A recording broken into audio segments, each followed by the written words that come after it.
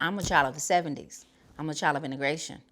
And, when you're in those spaces where they try to tell you you don't belong here, and that's what you always have to always overcome, because when they see the shade of my skin, it's automatic, oh, she's not good enough.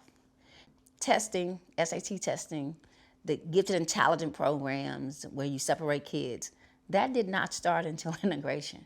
I found it very interesting. I think about 4th or 5th grade, they gave me a test twice because I did great on the first test, and they were shocked. My parents took a lot of time with my brother and I. It's been, as far as education, and they were college educated, so they spent a lot of time teaching us. My grandmother owned her own salon, so she always had books and ebony and jet laying around, so we were always reading, we weren't cleaning the salon. So when I passed the test again, and they had to put me in the GT class, I went from a very integrated classroom to now I'm the only African American.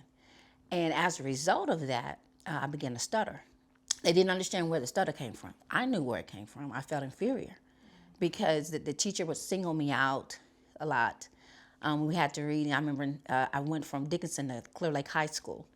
And in Clear Lake High School, we had to read Huckleberry Finn. And it had the N-word in it.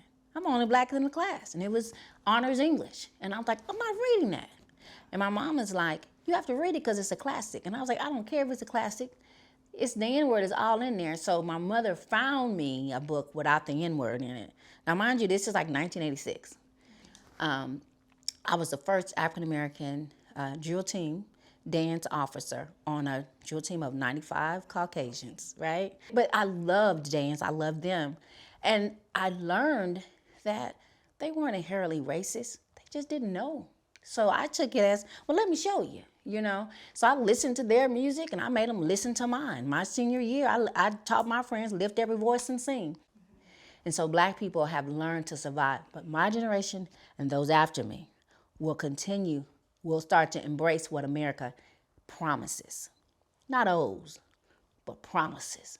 And that's when you're talking about the child of integration. We want the dream. We want the American dream. We want what America says, that all men are created equal. And we're not going to continue to compromise. We're going to demand it. We're not going to tiptoe. We believe that our birthright says that we have access to it. And we're going to do that.